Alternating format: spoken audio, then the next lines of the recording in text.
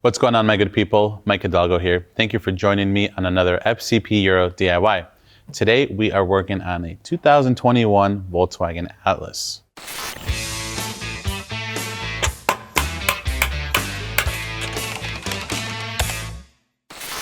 Today on the Atlas, we are going to be covering how to replace your thermostat. The thermostat is responsible for controlling the flow of the coolant through the engine block as it warms up and stays at temp.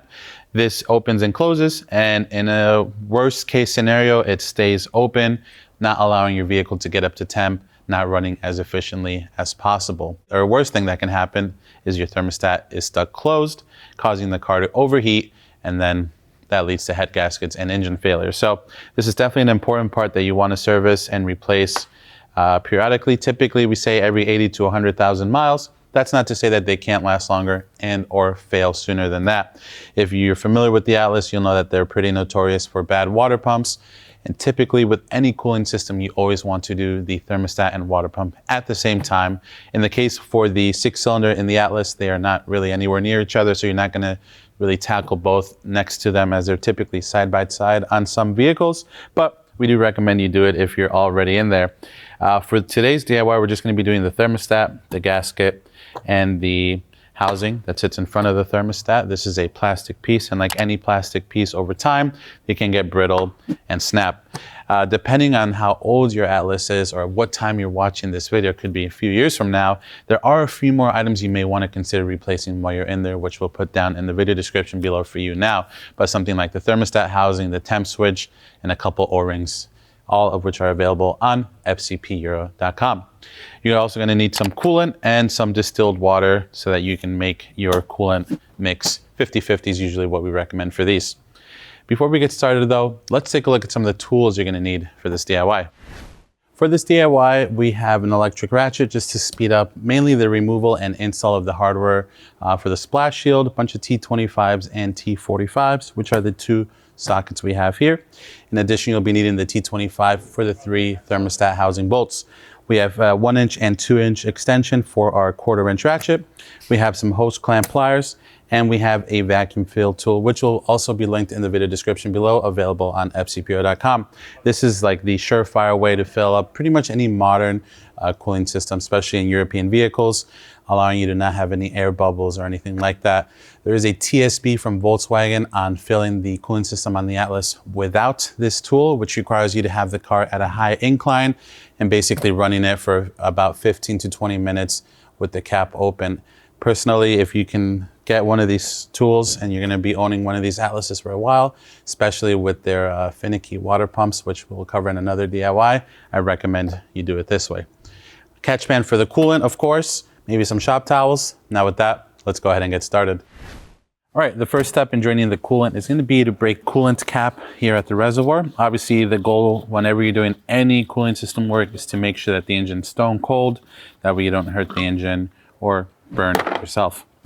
With the cap off to the side, now we're going to climb underneath the Atlas, get our belly pan out of the way so we can access the lower radiator hose to drain out some coolant. We have 3 T45s and 10 T25s to get the splash shield off. That's going to give us room into the underside of the car. It'll also help from getting coolant all over the tray while we're working later on.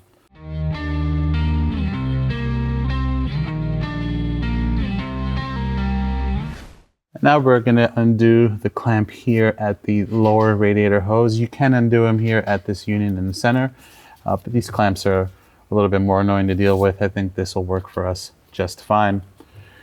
Some regular pliers will work. We have the constant pressure clamps pliers here.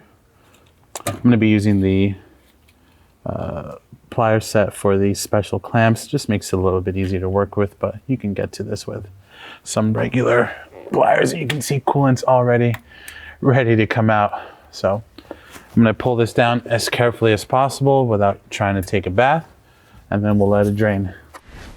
All right, with the coolant mostly drained, that's not to say there's still going to be some in the system, in the block. So be mindful as you continue working. This will be a nice head start. We're going to put our coolant hose back on so that we don't forget about it later when we're done working. All right, with that all rebuttoned up, we can continue on with our DIY. now we have access to the thermostat. If we follow this lower radiator hose, it's going to come up and actually go to the housing that we're going to be removing to get to the thermostat. So it should be easy to find. We'll follow this up. We'll get to the clamp, pull the clamp off. Again, we've already drained the coolant out of this hose initially here at the radiator, but that doesn't mean that there won't be coolant still in the block. So have your catch pan ready. Hopefully you don't take a bath in coolant. So let's start with that clamp first, and then we have a couple T25s from there. So we're gonna go in with our hose clamp pliers. And our goal here is just to break this hose clamp free and just scoot it up off of the neck of the thermostat housing. So we should be okay as far as not taking a bath in coolant just yet. It is a little bit tedious working in this space just because of how everything's packaged in here, but we should be able to get a good bite on here in just a moment.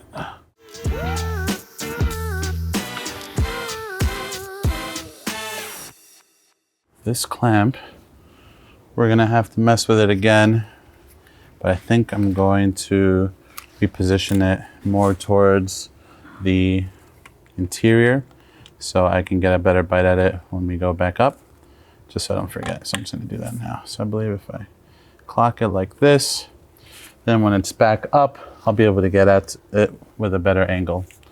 So that's that. I'm just gonna tuck this baby out of the way for now. Okay, can't wait for that to slingshot and cover us in coolant. Next, we have 3 T25s that we're gonna tackle from down below. 2 of them are super visible, right above the oil filter housing.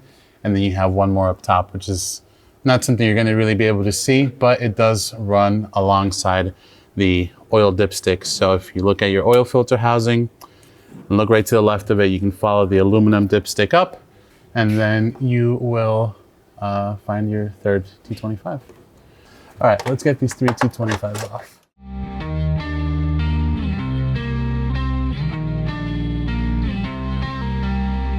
All right, with the last bolt removed, we're gonna go and just reach up. I'm gonna try to stay out of the way as much as possible and break the seal so that we can pull the thermostat and the housing off. Couple things to note before we go any further. This isn't such much of a big deal now, but there is a certain way to key in the thermostat into the thermostat housing. So if you can, pay attention to how it comes out, but nonetheless, it will really only go in one way. Just, it does have an orientation. All right.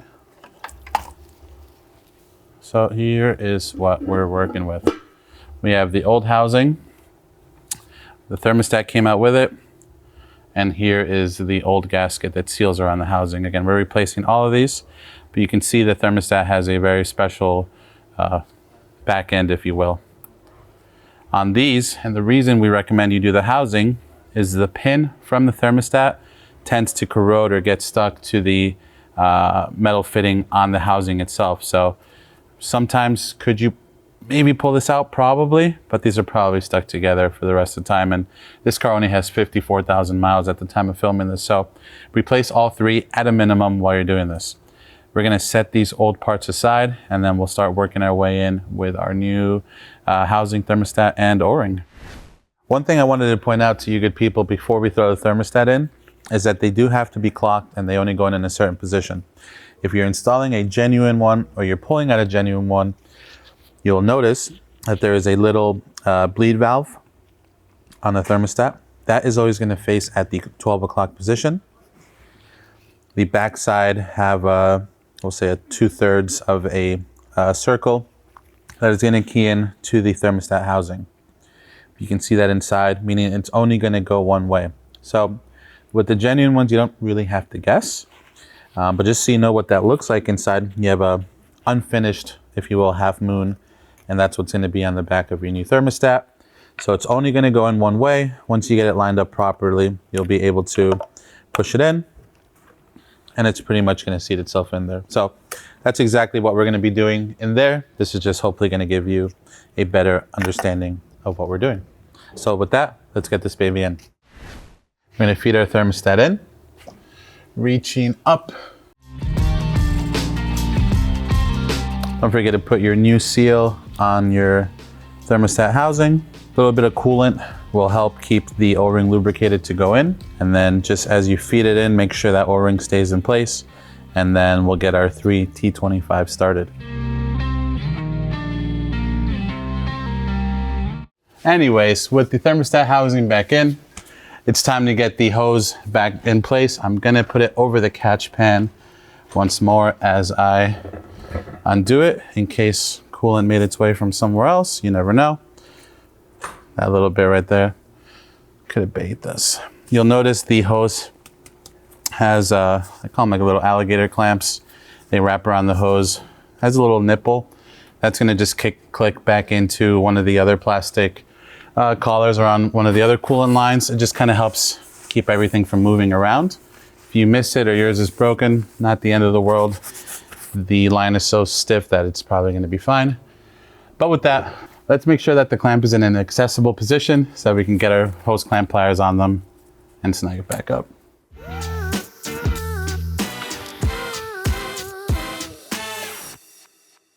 And then last but not least, we have the little collar around the hose. Let's clip that back into the other one and we'll be done up here. So you'll see here, this hose has a little plastic collar with a little end on it. And that one is gonna go and be friends with this one. You can see it was resting here. So we'll push it back to where it was.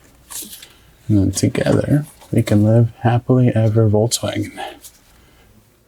Boom, beautiful. All right, with that, our cooling system is closed once again. You can do the smart thing and leave the splash shield off until you fill everything to check for leaks. We are just gonna show you how to put that on now because I am not smart. And we will get the T45s and the T25s. We'll put them in and then we'll show you how to fill it with coolant. No problem. All right, it's time to put our splash shield back on. Make sure that the front tabs key themselves into the lower portion here. You can kind of see there's a little bit of room for these little tabs to go in. Once you get those in, we'll get one of the T25s in the back started so that it can hold everything up for us.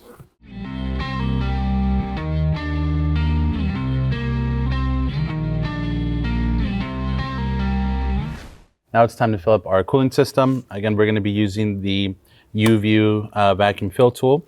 We have our shop air hooked up. If you haven't seen us use this before on the channel, it's super simple. Each one of these vacuum tools works a little bit differently, but the goal is the same, to pull the vacuum out of the system so that it can replace the lack of air with coolant. Usually I go up until about the 25 on the gauge. Sorry, it's upside down. Some cars you can get there super easily. Some cars, I don't know what it is, but they may never reach 25.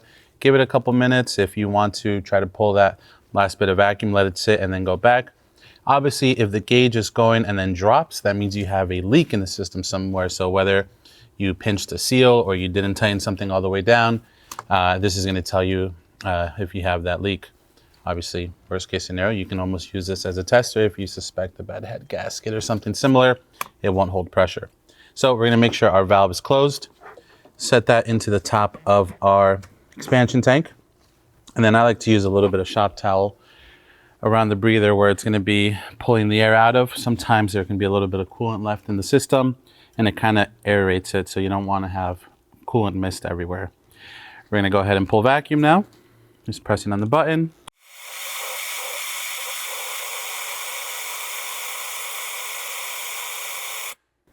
So this one got to 25, no problem. Actually went just a little bit past it, which is totally fine. When you're using one of these tools, it's totally normal to see the coolant lines collapse. I'm gonna let this sit here for about a minute or two, even though it's holding instantly. I know we're gonna be fine. It's not a bad idea to do so. And then we'll show you how to open up the valve and fill it up. All right, at this point, the most important step is making sure that the end of your tool is always fully submerged in your coolant mix. If you let this up at any point while it's filling, it's going to introduce air, making this whole thing null, and you're going to have to drain and start all over again. So we're going to make sure that is down, submerged the entire time we're doing this. Second set of hands is not a bad idea. What I like to do, and it's a little bit overkill, is I'll open up the valve, let the line fill with air, and then pull vacuum again for another second, just to kind of make up for what was in the line. And then we'll just open the valve and let it run until it's done. We'll do a little prime here. I'm gonna pull vacuum for a sec. All right. And now I'm gonna make sure this is fully submerged. We're just gonna open it. Keep an eye on your level, of course. Make sure you don't run out of coolant. If always, just make a little bit more. But for here, we just have the 1 coolant of ZRX concentrate and 1 gallon of distilled water.